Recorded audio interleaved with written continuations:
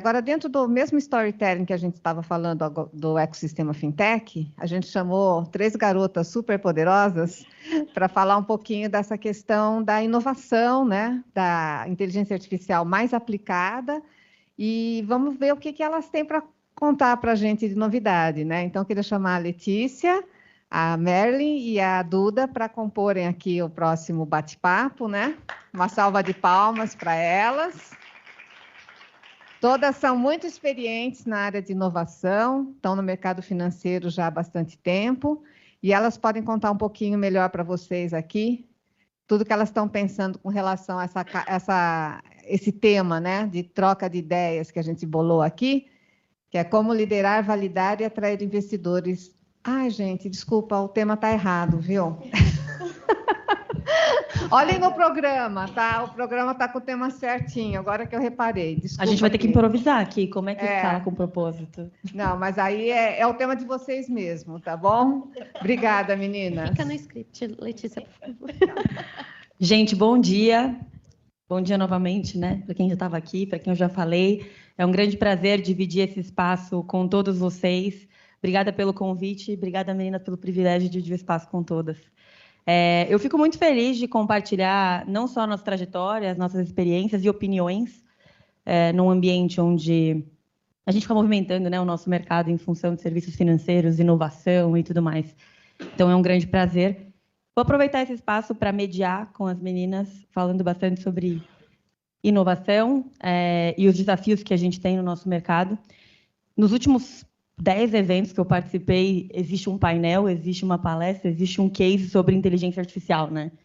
E aí até fico bem curiosa para assistir, porque eu vejo que muitas vezes é redundante, mas outras nem tanto, a gente vai absorvendo um pouco de cada lado.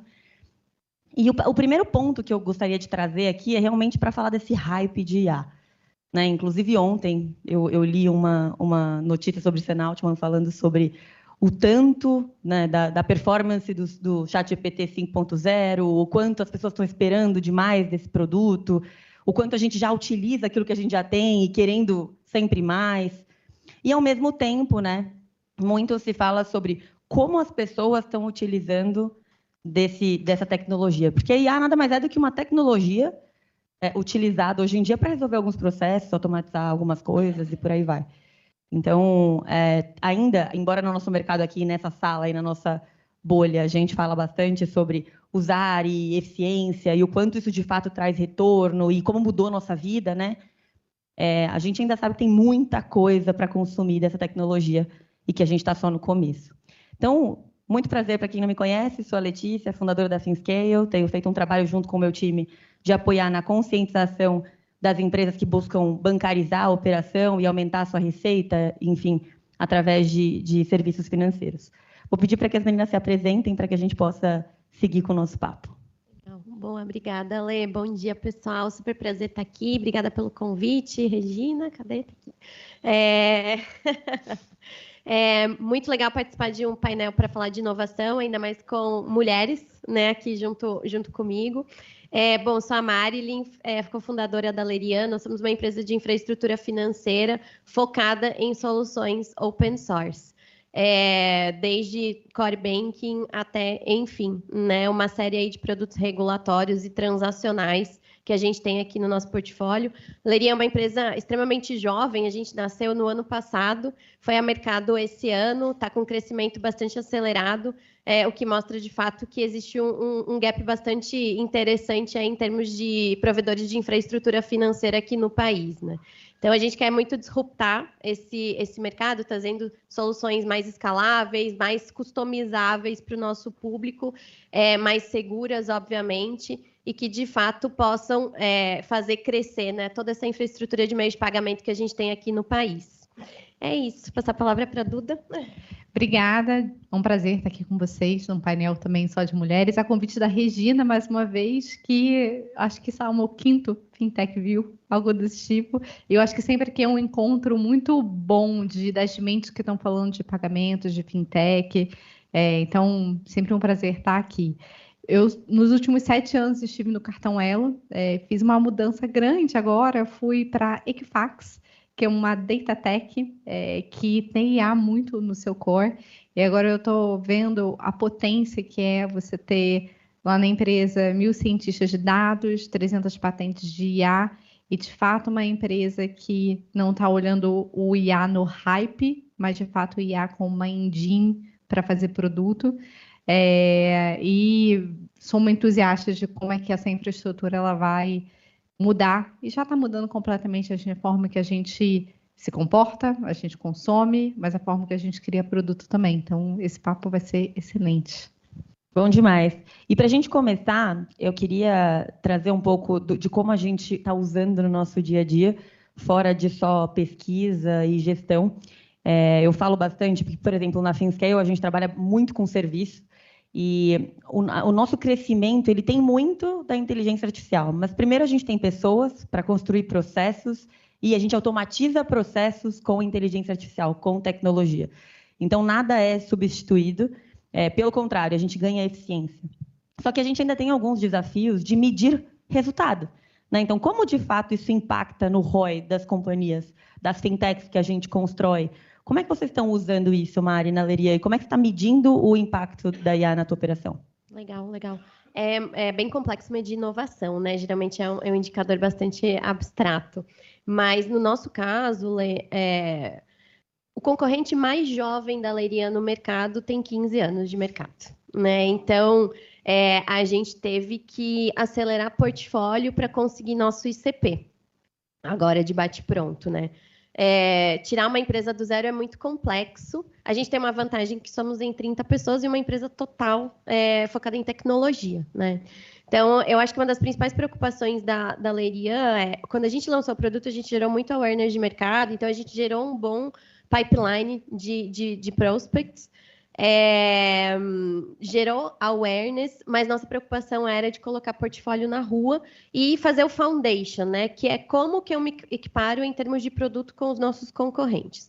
Logo, a IA foi uma grande aliada, né? Então, a gente tomou a decisão na empresa, foi em fevereiro, março, mais ou menos, de criar um IA Labs, que na verdade se chama Labs, mas no final do dia ele serviu para processualizar e tornar a IA, acho que o Bruno falou muito isso, né, como enabler e como uma variável cultural assim da empresa mesmo. Ou seja, a gente não faz nada hoje sem usar a inteligência artificial, sem usar qualquer uma das ferramentas, né, que seja um Cursor, Windsurf, né, um N2N, um N8N da vida, que é um open source também, que a gente é super fã, na nossa jornada. E aí, para citar um caso de uso, né, acho que de performance de portfólio, a gente tinha um roadmap de 6 meses para lançamento de cerca de 4 novos produtos, né? Aqui eu não estou falando de funcionalidade, fazendo produto mesmo, né? Que a gente consegue, de fato, vender como um pacote no mercado. E a gente lançou esses produtos em 1 mês. Uau. A gente lançou esses produtos em 1 mês. Mari, foi 1000 maravilhas? Vocês, né? Não, gente, não foi. Óbvio que não foi. Chegamos, tinha muito bug, sim, tinha débito técnico, né? Tinha uma série aí de gaps de jornada do nosso cliente. Então, eu vou trazer um ponto aqui que nunca antes foi tão essencial ter pessoas sêniores que pudessem chancelar o que a IA está fazendo em termos de processo, conhecimento de mercado e expertise de produto, né? Mas, obviamente, foi uma aceleração do roadmap muito grande. Então, o que a gente está prevendo agora a gente tinha um roadmap para os próximos 2 anos, a gente quer trazer eles para os próximos 3 meses. Né? Então, hoje como a Lerian, dado o nosso estágio de maturidade do produto, é como a gente está medindo performance, em termos de entrega, o definition of done, né? do nosso roadmap. Porém, a gente já está usando IA para fazer outbound, para, de fato, gerar awareness de mercado, né? São outros indicadores que a gente vem analisando. Ainda não temos dados concretos, tá, Lê? Mas acho que é importante destacar que, em termos de roadmap de produto de desenvolvimento, tem sido bem interessante para a gente mesmo. Nossa, tanta coisa para falar aqui. Mas eu acho que, assim, no geral, o que eu vejo? Vamos deixar de lado que talvez não seja metrificar valor com IA. Então, AI wash, que é tudo aquilo que a gente fica só botando AI no nome do PPT e, na verdade, não está fazendo nada de AI no final do dia. Ou interfaces conversacionais, como você ter uma IA no WhatsApp que faz coisas e automatiza coisas. Eu acho que isso tudo, alguns fazem parte, outros não fazem parte, mas IA ela deveria estar como infraestrutura. Uma infraestrutura, para mim, que quando você deixa de ser uma fintech até uma empresa de dados, que eu trabalho hoje, é onde você consegue trazer IA com a inteligência e a potência do que você consegue entregar como proposta de valor para o seu cliente. O que é isso tangibilizado?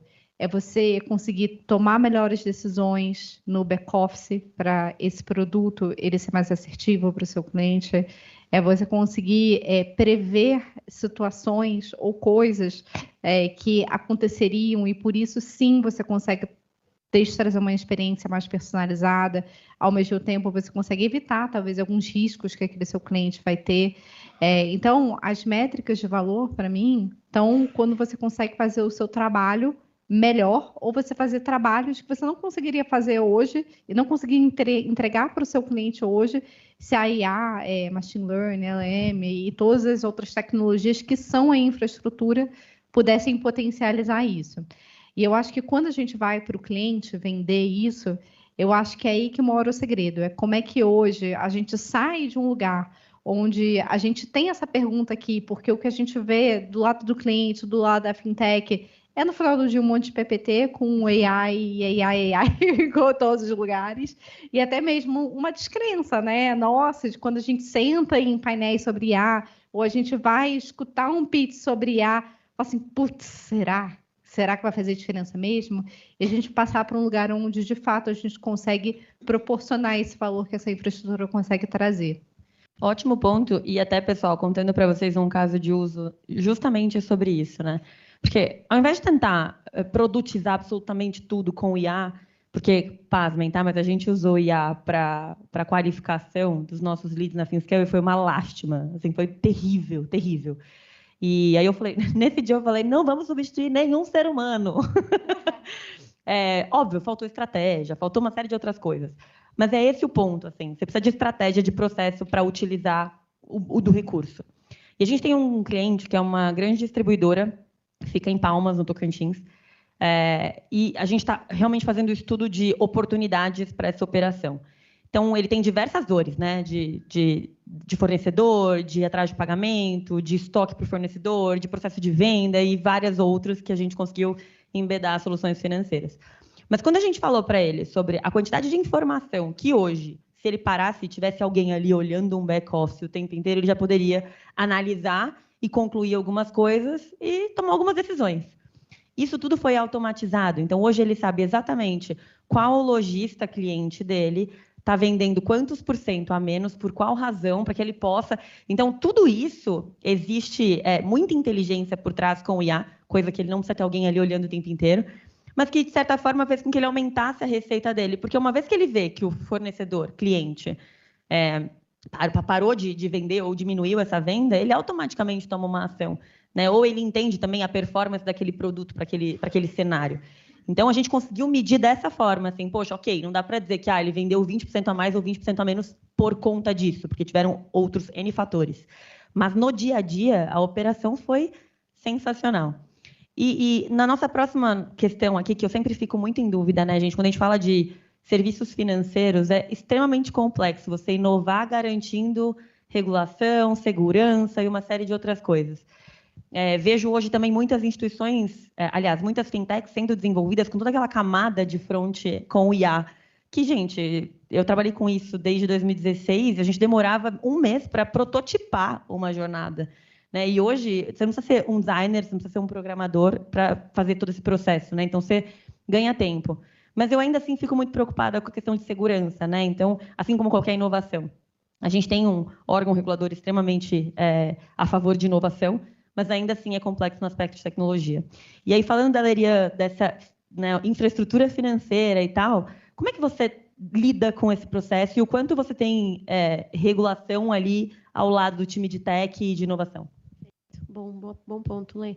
Eu acho que, diferente de um BaaS, né, ou de uma fintech regulada, autorizada, a Pessoal Galeria, ela é uma empresa de tecnologia apenas. Porém, nós somos o caminho crítico, nós somos operação crítica dentro dos nossos clientes, né? Isso quer dizer que, se você tem uma invasão no seu core banking, provavelmente vai dar muito ruim, né? Logo, a parte de segurança ela está embarcada, né, em tudo que a gente faz, né? Tudo que a gente faz é segurança first.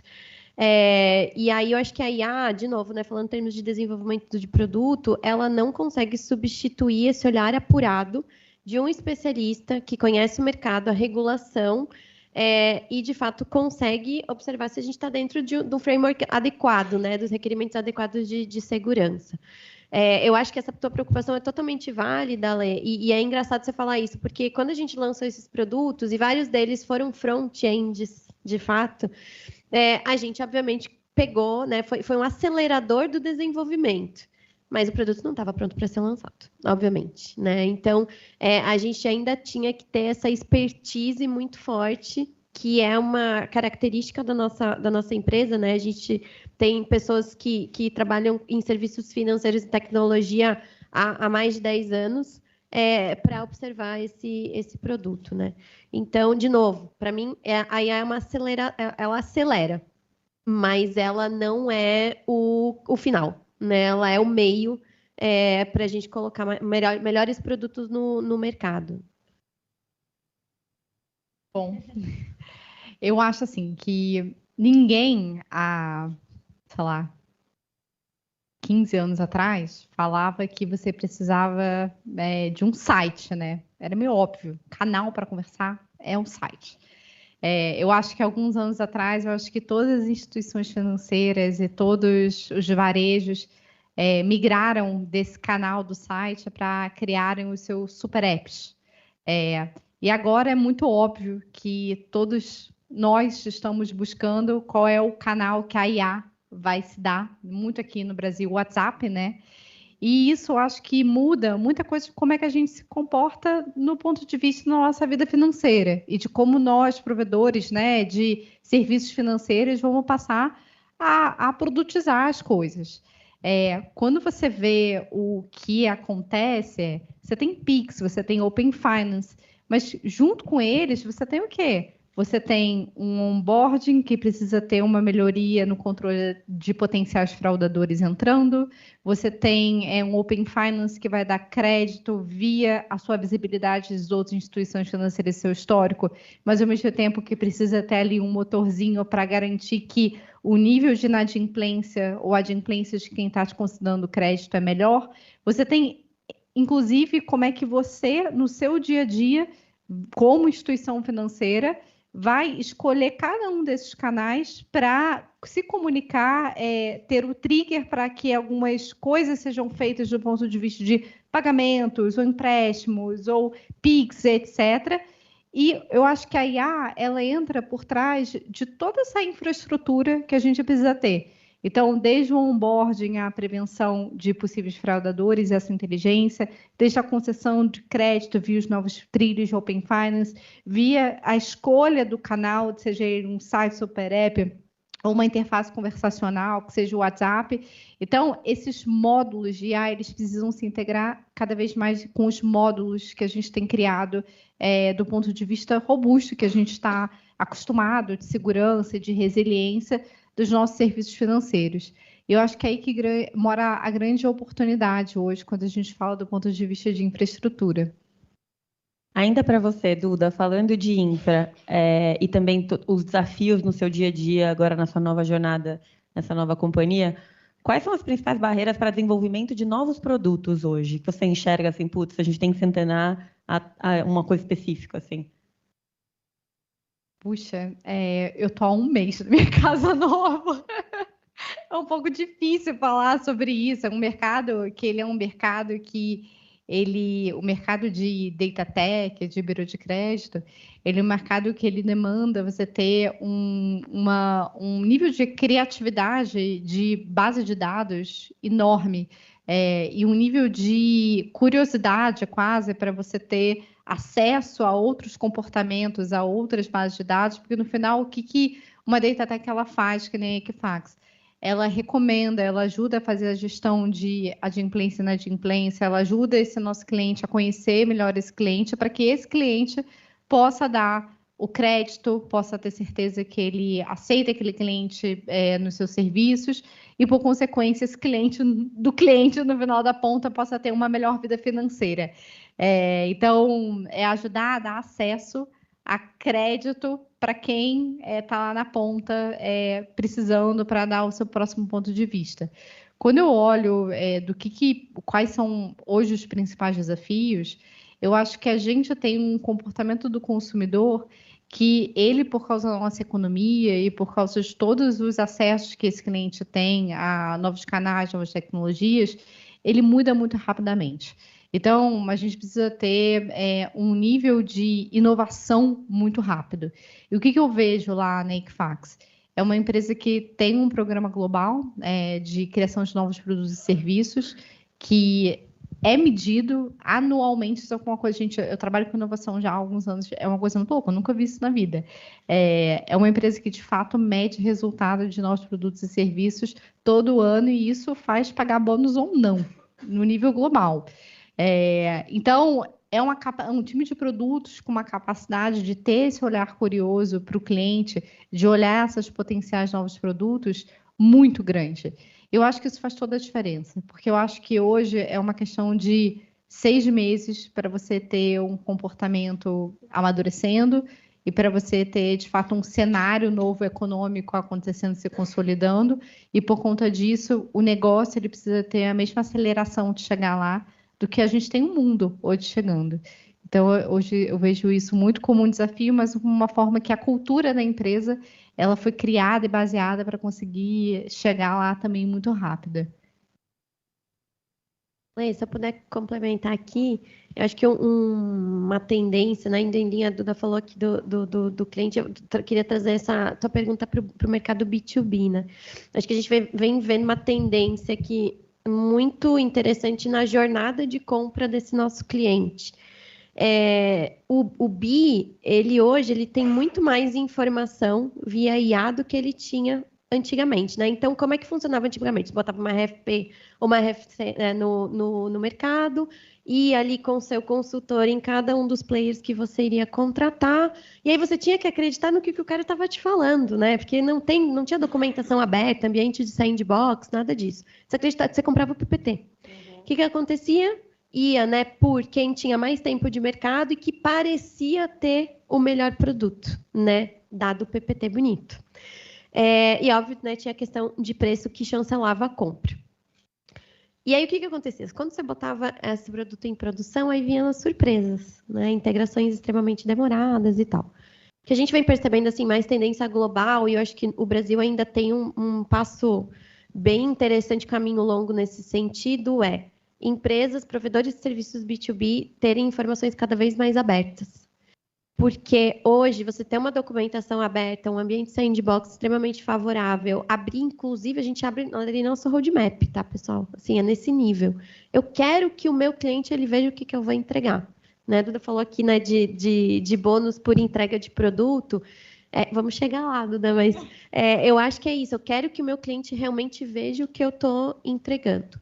Logo, o que a gente vê é uma tendência da diminuição dessa jornada de compra B2B, que antes levava 6, 7, 8 meses, hoje eu fecho contratos em 3 semanas. Então, assim, né, muito, muito bom. Por quê? Porque a gente tem mais informação no mercado.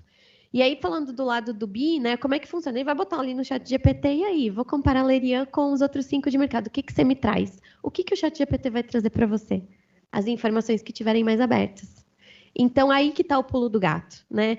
O provedor que tiver o maior volume de informações disponíveis sobre aquele produto, e aí eu vou até, né, puxar aqui para o open source, que a gente vai muito nessa linha, né, de deixar o código aberto. Você não está mais contratando um monolitão, você está contratando o código, você consegue ver o que você consegue fazer com isso. Eu acho que são as empresas que vão se sobressair. né, aqui no futuro muito, muito próximo. De novo, a gente vê o mercado brasileiro ainda engatinhando muito nesse sentido, muito com segredos de mercado, né? Não vou abrir porque meu concorrente pode ver o que eu estou fazendo, mas eu acho que é inevitável que a Yala force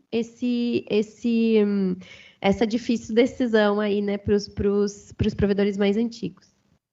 E diante de todo esse sucesso com a Lerian e também a forma como vocês estão se posicionando no mercado, de serem 100% transparentes, o que para vocês hoje é uma barreira de entrada, uma grande preocupação, uma grande dor de cabeça, pensando no crescimento que vocês esperam?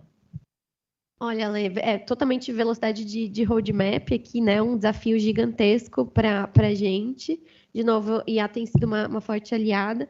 E acho que é a maturidade de mercado mesmo, né? Somos extremamente jovens em um mercado que ele é tradicional, né? Então, hoje a minha venda ela ainda é olho no olho, fazendo shaking hands ali, porque, de novo, o core bancário não é brincadeira, é uma operação crítica. A gente tem totalmente noção, né, da celeridade com que a gente tem que tratar esse produto que é o coração, como, né, o core mesmo é o coração de qualquer infraestrutura financeira. Então, eu acho que a gente está num desafio aqui de roadmap e, obviamente, de escalabilidade. E como é que vocês fecham esse ciclo de ponta a ponta, desde a concepção de uma nova ideia, de uma fintech, por exemplo, até efetivamente a estrutura de roadmap e escala, pensando em utilizar a IA?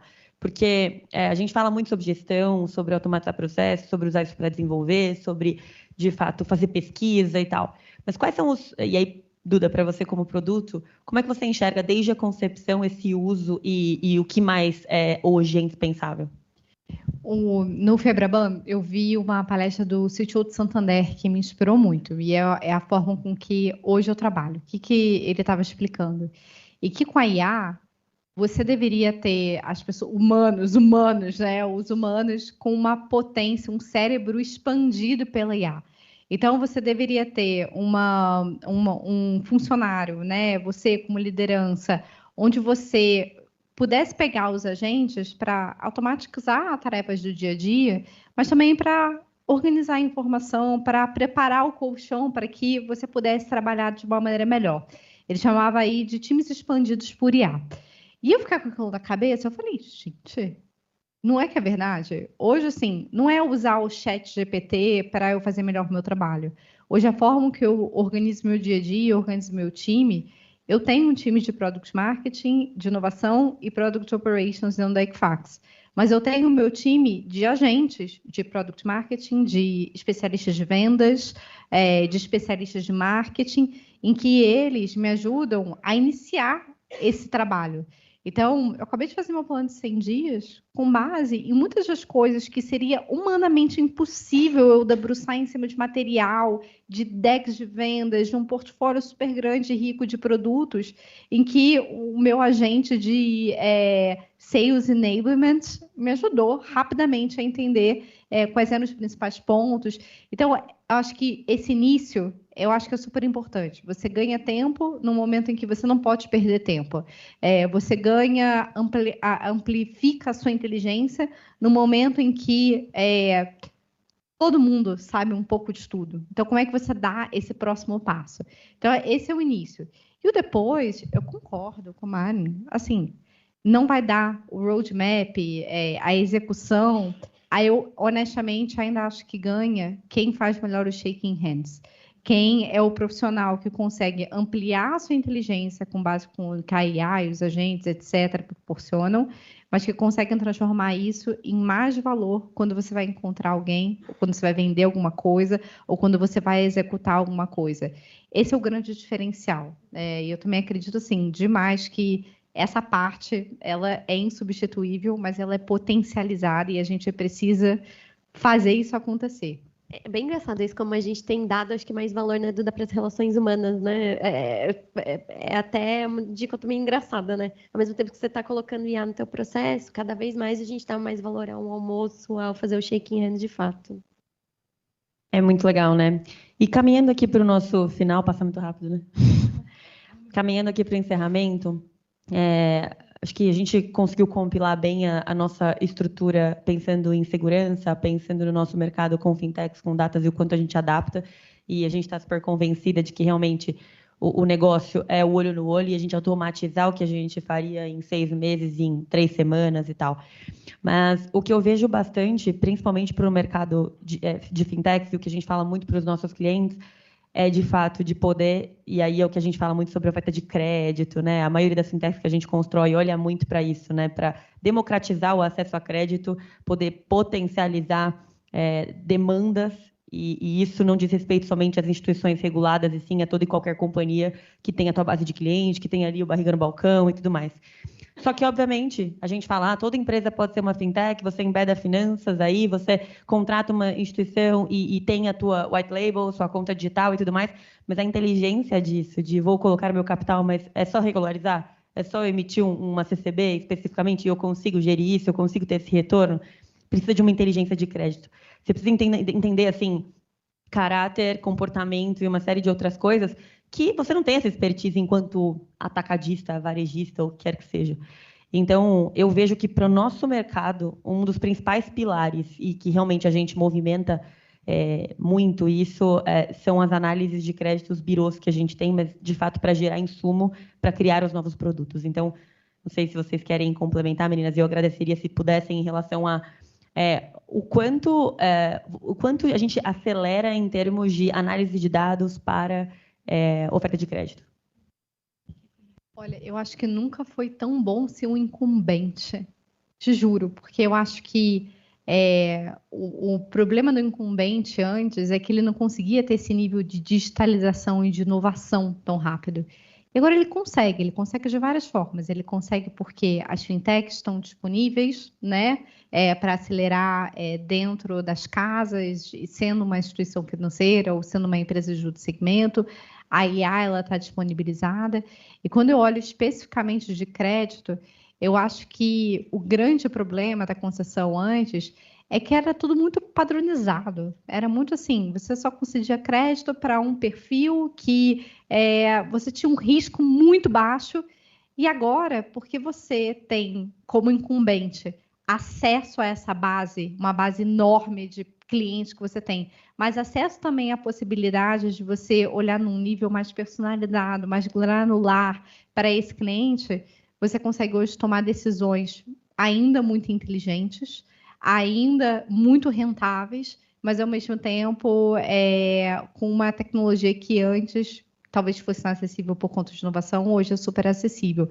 Então eu vejo que a gente tem uma era que eu acho que talvez seja uma era muito mais justa de crédito chegando, e eu acho que isso só tem a favorecer para esse cliente, principalmente o cliente que antes estava desassistido e que não conseguia ter acesso por N motivos, e agora tem a lista enorme por quê, né? Open Finance, enfim. É isso, eu acho que Duda falou muito bem aqui, né? Só vou complementar.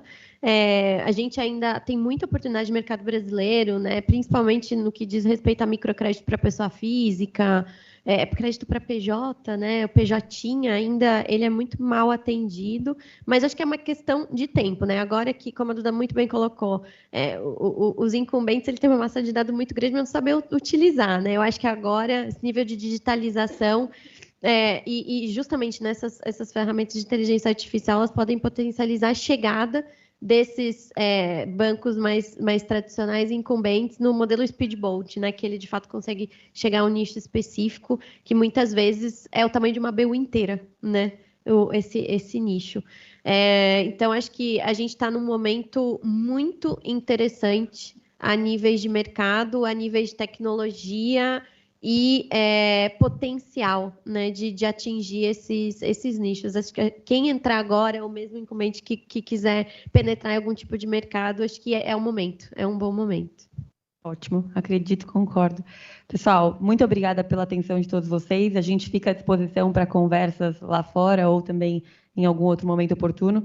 E compartilhem mesmo as inovações de vocês, o que vocês usam no dia a dia com as pessoas, porque isso faz com que a gente acelere ainda mais a nossa economia. Obrigada pela atenção de todos, um ótimo dia.